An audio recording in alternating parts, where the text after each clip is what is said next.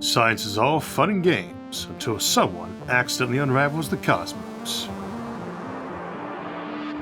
We humans like to push boundaries. We split the atom, walked on the moon, and built machines that smash particles together at nearly the speed of light, sometimes just to see what happens. But as our reach grows longer, a question naturally arises. Could we ever go too far and accidentally destroy the entire universe?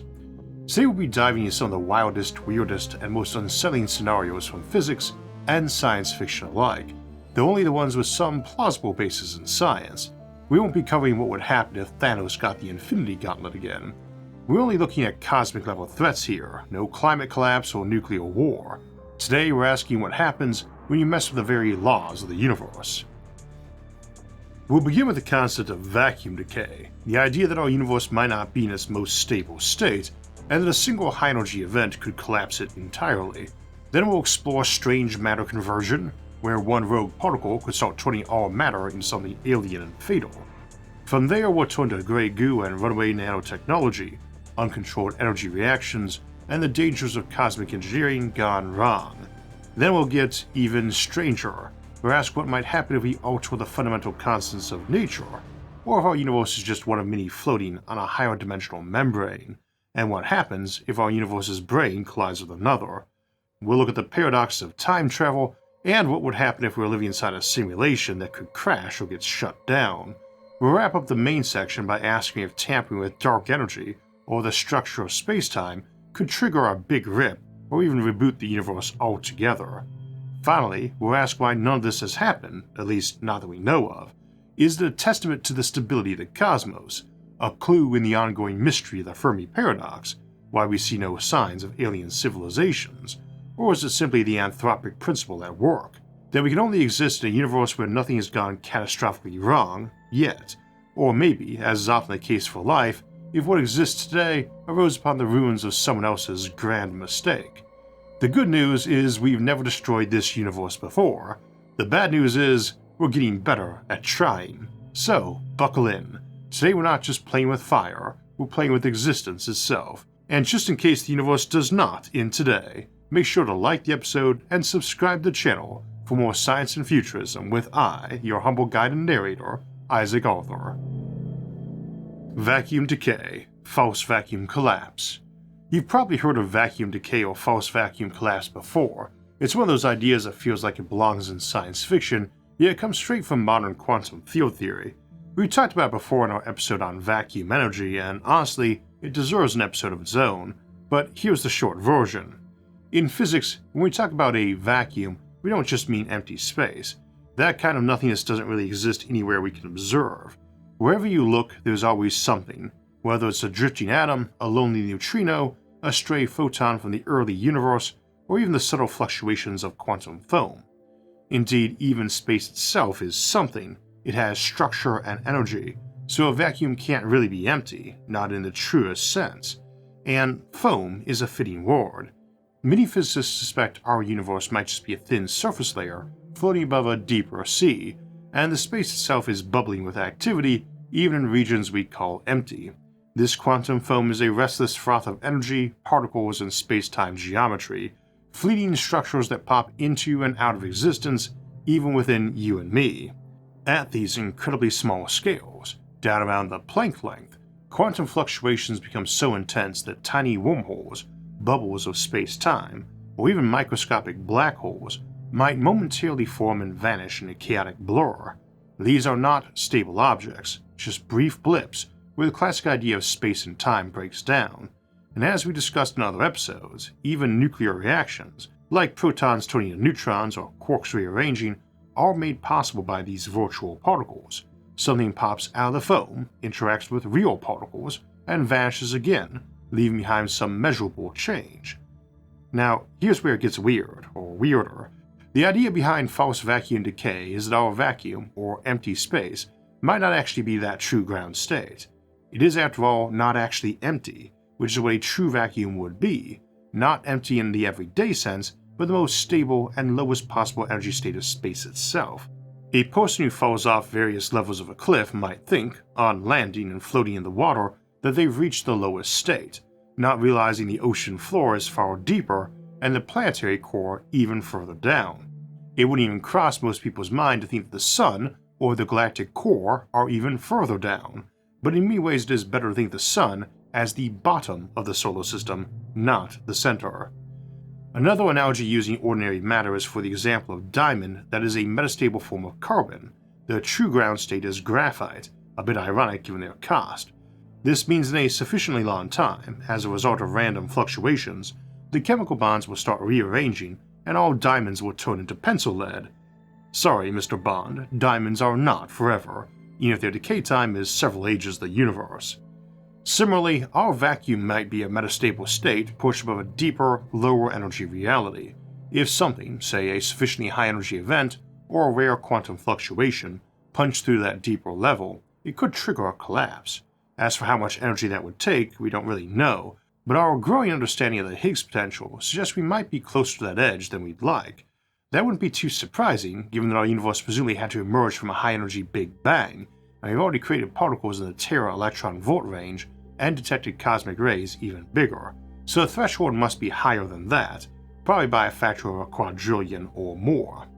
This is Planck scale territory, and while we tend to think of the Planck scale as tiny, that's true for Planck time and Planck length, the Planck energy is anything but small. It's about 1.2 times 1019 giga-electron volts, or 12 billion electron volts. Staggeringly huge compared to particle energies we usually deal with. For context, a visible light photon carries just a few electron volts, and even a proton only clocks in at about a billion. Though we've reached trillions of electron volts in modern supercolliders, that's still many orders of magnitude below Planck scale energies. Translated into more everyday terms, Planck energy is about 2 billion joules, roughly the energy stored in 16 gallons of gasoline. That's just a single fuel tank, not even close to the energy of a small nuke. But if you could somehow cram that much energy into a single subatomic particle, far smaller than an atom, you might well punch a hole in a reality that made every bomb we've ever built, or even a supernova, look like a firecracker by comparison. Not that anyone would see it. Starting with that tiny tear in reality smaller than an atomic nucleus, the false vacuum is punctured. A bubble of true vacuum might form and begin expanding at light speed, converting everything in its path into something different. Different laws of physics, different constants, maybe no chemistry, no stars, no life. And since it moves at the speed of light, you would never see it coming. However, this isn't necessarily an existential threat to the entire universe, and here's why. First, we do not know that such a thing is possible or if it would even spread indefinitely. There might be limiting factors we haven't discovered. There generally are. Second, while this bubble would expand at light speed, it is still subject to the effects of cosmic Hubble expansion. For every billion light years away from Earth, space is expanding about 7% of the speed of light. Double the distance and the recession speed doubles too. Eventually the bubble's progress gets outpaced by the fabric of space itself, stretching away faster than it can travel through. So if someone triggered a vacuum decay today, they might only affect a relatively small portion of the observable universe, which is itself likely just a sliver of the vastly larger cosmos, much of which has already slipped beyond our cosmological event horizon. Most of what we can currently see is already out of reach from any vacuum decay we or anyone else might cause. This connects directly to the Fermi paradox, and we'll circle back to it in the end of the episode. If vacuum decay is a real threat, and if civilizations can trigger it, then we should expect it to have happened somewhere already. And just like a civilization expanding from its homeworld at near light speed, a vacuum decay event would cover a staggering volume over a billion-year head start. The fact that we're still here to wonder about it might suggest that civilizations are extremely rare, or that such events simply do not happen. Either way, it's a chilling but oddly comforting example of the anthropic principle in action. We're only here to observe a universe that hasn't been destroyed. Yet. As a quick update, as I do tend to write most episodes a few months before they air, and since I recorded this, we had a paper come out with some new thoughts. Indeed, 2 of them, one of which discusses using it to generate power, so I will be doing an episode focused on vacuum decay, but in short form, I mentioned there might be unknown limiting factors on the expansion of vacuum decay, and the first paper discusses how it might slow to just a hair under light speed, allowing some advance notice, though it is not much. Think seconds for neighboring star systems, days or weeks for nearby galaxies, and perhaps a year for one originating in a different supercluster. Strange matter conversion. Let's say vacuum decay doesn't get us. Again, good news, but maybe we still manage to turn everything into a blob of alien quark soup instead. That's the idea behind strange matter conversion, one of the more unsettling possibilities to come out of theoretical particle physics. It starts with the concept of strange quarks, one of the 6 flavors of quarks in the Standard Model. Ordinary matter, protons and neutrons, is made of up and down quarks. The other 4 are very nearly absent from the natural universe, though the strange quark is the first one we found after the up and down, or rather a particle that included it like the kaon or lambda particle, and it got its name for their strangeness of behavior, which includes taking longer to decay than expected, though that's only long by subatomic standards. It lives for just under a nanosecond, but under extreme conditions, like those inside neutron stars or high-energy collisions, strange quarks can enter the mix. Now here's where things get problematic. Some physicists have speculated that strange matter, a form of matter made of roughly equal numbers of up, down, and strange quarks, might actually be more stable than the stuff we are made of. If that's true, then any strange matter that comes into contact with regular matter could start converting it, turning atoms, nuclei, even entire planets into more strange matter. And the reasoning is sound. Particle interactions tend to end in more stable states. This hypothetical doomsday particle is something called a strangelet. If one were ever created and turned out to be stable in open conditions, it could act like a kind of subatomic cancer, transforming whatever it touches, not in a fiery explosion, but in a quiet cascade of conversion. If dropped on Earth, it would not make a crater, it would replace the Earth, atom by atom, with a dense alien form of matter. This was taken seriously enough that physicists at Brookhaven and CERN looked into it before switching on their heavy ion colliders. Fortunately, our atmosphere is constantly bombarded by cosmic rays with far greater energy than anything we can produce, and no strangelets have shown up yet, or if they have, they've kept themselves, which would mean there was nothing to worry about as they don't cause cascades. But if strange matter is real and stable, and that's a big if, it could exist naturally, perhaps deep inside neutron stars or left over from the early universe. And if it's stable and contagious, the universe should already be full of it, which would make our existence rather unlikely. I should note that we can't really rule out similar effects for the other 3 types of quarks, as we know even less about them, though thus far the reason we know less is because they are harder to create and less stable, which would tend to imply chain reactions involving them were less likely. That tension between theory and observation is why most physicists now consider strange matter conversion to be unlikely, but unlikely is not the same as impossible, and if strangelets can form, even once, they might spread like a contagion across the stars, solar systems, even galaxies, not with explosions or gamma rays, but with silence. One touch, one conversion, and then everything you know becomes strange. Grey Goose Scenario, Nanotech Run Amok. Speaking of contagion, there's another doomsday scenario that might not start with a bang but a whisper and a runaway program. It's known as the Grey Goose Scenario, the idea that a swarm of self-replicating nanomachines, designed to be useful, adaptable, and unstoppable, might just go a little too far.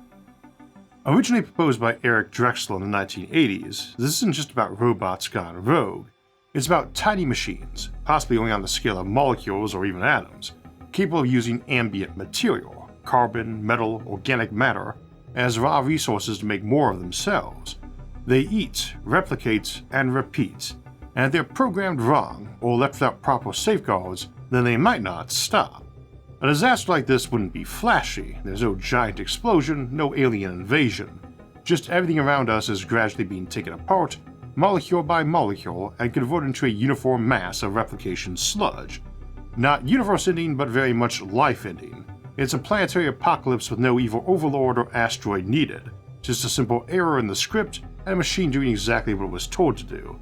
Now, that's the horror story version, but here's where it gets even more relevant to our topic today. Because self-replicating machines aren't just a nightmare scenario, they're also a very plausible future tool. Indeed, we've done whole episodes on its uses and near-term applications. The whole idea behind nanotechnology, especially von Neumann probes, is to create self-replicating systems that can go where we cannot, build infrastructure where there is none, and turn uninhabitable worlds into the seats of civilization. It is not hard to imagine us deploying such systems to sweep ahead of our colony ships, spreading across the galaxy at a fraction below the speed of light, building habitats, terraforming planets, assembling relay networks, even prepping stellar engines before humans ever arrive. But in that same utility lies risk. If something goes wrong, or someone decides to weaponize it, you've got a contagion that can spread across entire star systems, and possibly beyond. Like vacuum decay, it would be constrained by the speed of light and cosmic expansion, and it must go slower than light, so you could see signs of its approach or get warnings, and surprises too. Nanoprobes could potentially linger in pockets of the galaxy for billions of years, waiting for raw material to chew through, and inactive ones might sit around slowly mutating and turning problematic, looking for ways to slide around safeguards you put in place. A rogue swarm might not just convert a planet, it might lay in wait to convert every planet it can reach. Civilization after civilization, one errant instruction away from a self-replicating disaster. The real danger isn't that such machines are evil, it's that they are efficient. Runaway energy reaction. Energy is the currency of the cosmos, and like any good currency, it can be misused. In this scenario, the threat isn't some exotic vacuum collapse or alien contagion, but something we are already familiar with, a good old-fashioned chain reaction. Except instead of splitting atoms in a nuclear bomb, we're talking about the possibility of unleashing exotic energy sources, like antimatter, quark matter, or uncontrolled fusion that spiral into catastrophic instability. A runaway energy reaction is exactly what it sounds like, a process that feeds on itself, escalating faster than it can be stopped. The most familiar example is nuclear fission, but fusion, what powers the stars, releases even more energy per reaction. If we find new fuels or methods to spark fusion under conditions we don't fully understand, the result might not be a clean power source, it might be a fire we cannot put out. On a smaller scale, something like this was discussed by scientists working on the Manhattan Project, the possibility that the atomic bomb would start a nuclear fusion reaction in the atmosphere that would not cease until the entire atmosphere burned out. However, the calculated probabilities were extremely small, essentially zero, and they proceeded with the project, and luckily for us, the runaway fusion reaction never happened, even with the largest bombs tested. Or consider antimatter. When antimatter meets matter, they annihilate in pure energy, with nearly 100% efficiency. A single gram of antimatter, if brought into contact with a gram of matter, releases as much energy as a 21 kiloton nuclear bomb, roughly the size of the one dropped on Nagasaki. Antimatter is hard to produce, but imagine we found some way to simply turn regular matter into antimatter, or render matter directly into energy, and the process turned out to be self-fueling and perpetuating. But let's get stranger. Theoretical ideas like quark deconfinement, dark matter decay, or the Higgs field destabilization all suggest the possibility of energy reactions far beyond our current capacity to control.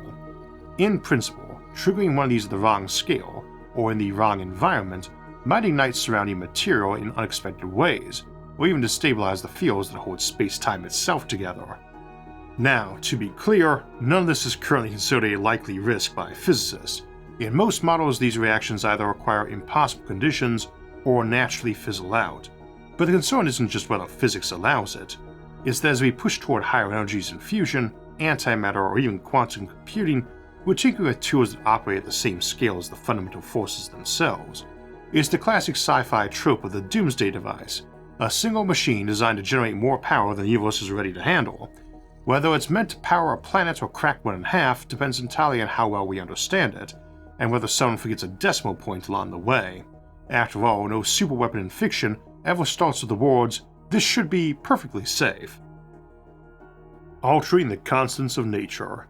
Physical constants are the bedrock of our universe: the speed of light, the gravitational constant, the fine structure constant, Planck's constant, all seemingly baked in the fabric of reality.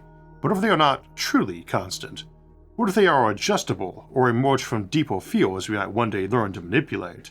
It sounds fantastical, but it's more or less the foundation in string theory and most multiverse options, and some speculative theories suggest these values could vary slightly over space or time just inside this universe, and we have figured out how to alter them, locally or otherwise. It might be like tugging on a thread that holds the universe together. Slight changes to these constants could make atoms unstable, prevent stars from fusing, or render chemistry impossible.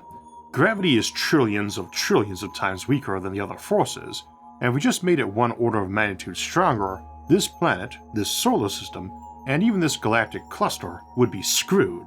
And if that field making that change was self-perpetuating, then even Hubble expansion might not save the wider universe. If something like the fine structural constant shifted even a few percent, the periodic table might collapse, or light might behave entirely different. The laws we depend on to live and breathe could unravel.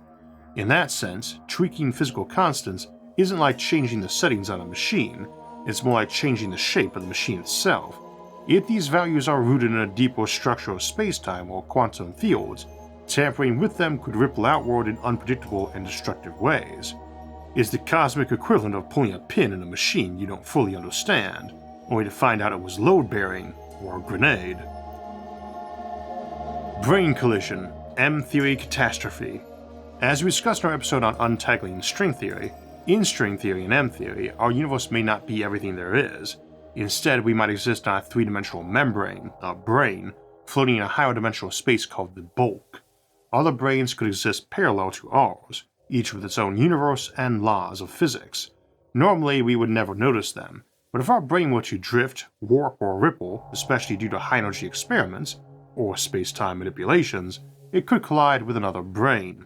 The result: a brane collision could trigger a new Big Bang, unleashing unimaginable energy and rewriting all physical laws. It might annihilate our universe entirely or reset into something completely different, effectively ending everything we know. Some cosmological models, like the ekpyrotic universe theory, even suggest that our Big Bang might have started this way from a previous brane collision. If so, this isn't just idle speculation, it could be the recurring engine of cosmic creation and destruction. The danger isn't necessarily that we cause a collision intentionally, it's that we poke hard enough at a higher dimension to nudge the brane we're riding on. Needless to say, if multiverses exist, we very much want to be able to gain access to them, but to do so implies forcing some sort of connection or congruency, even if just localized, and that could be a problem or eventually lead to one through repeated use. And like two tectonic plates grinding past each other, sooner or later, there may be a slip. And when branes slip, universes are born, or erased. Time travel or causality paradox. Time travel might seem like pure science fiction, but theoretical physics hasn't ruled it out entirely. Indeed, it's more or less baked into most fast-light travel options. Concepts like closed time-like curves, tachyons, or wormholes allow for mathematical possibility of sending matter or information backward through time.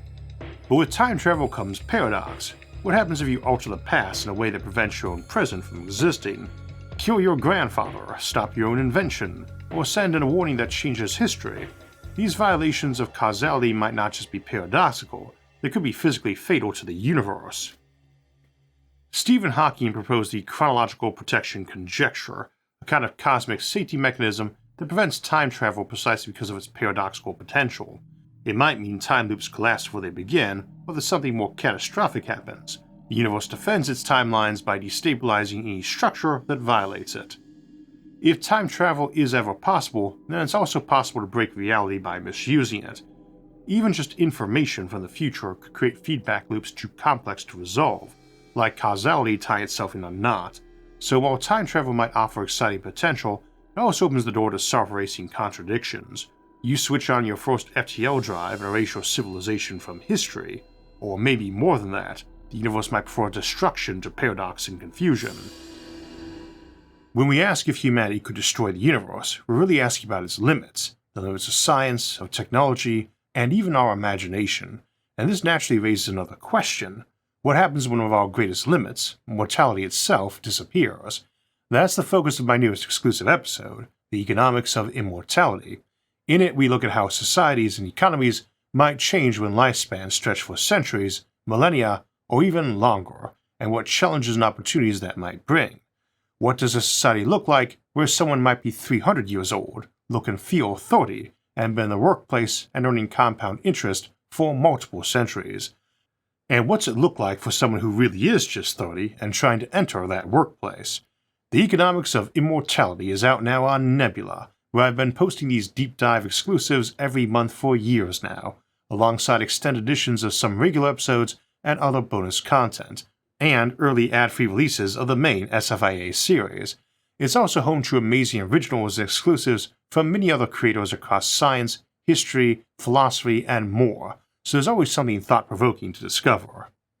You can get access to all of that today for just $36 a year, that's only $3 a month, when you sign up through my link. So, head to go.nebula.tv/IsaacArthur and start exploring a universe of content. Simulation Shutdown. Suppose our universe isn't the base layer of reality, but a simulation, an artificial construct running on some deeper level of physics or computation. If that's true, then everything we see is part of a program, including you, me, and the laws of physics themselves.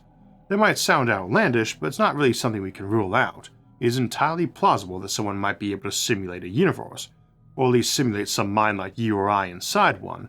The motivation is there, and the technology probably is too, as we discussed in our episodes on it. And if you can do that, then there's a chance someone has, and that we are in such a simulation. And it carries an unsettling implication. Simulated systems can be turned off. Maybe the simulation is overseen by beings like us, or maybe it's governed by automated rules. It may operate on some substrate entirely unlike our semiconductors or the rules of our universe, but it would have rules that could potentially be broken or hacked from inside. As we saw in our episode on hacking the simulation, there could be thresholds we are not meant to cross, building nested simulations, discovering too much about our source code, or using too many computational resources might trigger a shutdown, rollback, or even a full reset. From our perspective, that might look like a sudden glitch in physics, or like the end of everything. Of course, there's no way to prove we're in a simulation, and maybe that's the point. Some even interpret the speed of light and the quantum minimum scale as possible signs of underlying computational limits. A well-written program might erase any signs of its own nature before we can find them. Or, since we'd be code, not brains in a jar, set to always detect when we became convinced we were in a simulation and just shut us down, or tweak our memory or belief in our answer. Yet any such system, as we know all too well from modern computing, is likely to have things that could crash it. So if you are watching this and wondering whether you should pull that lever in your quantum lab, maybe just sleep on it. Big Rip or Cosmological Instability. Dark energy is already tearing the universe apart, slowly. What if we made it worse?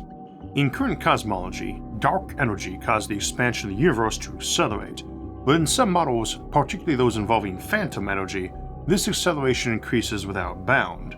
Eventually, it could reach a point where galaxies, stars, planets, even atoms, are torn apart by the stretching of space itself.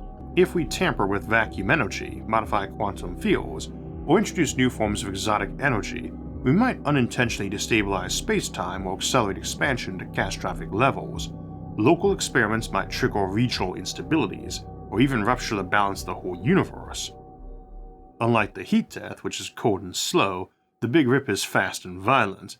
Everything gets unmade, not over trillions of years, but potentially in a fraction of that time, depending on the severity of the instability.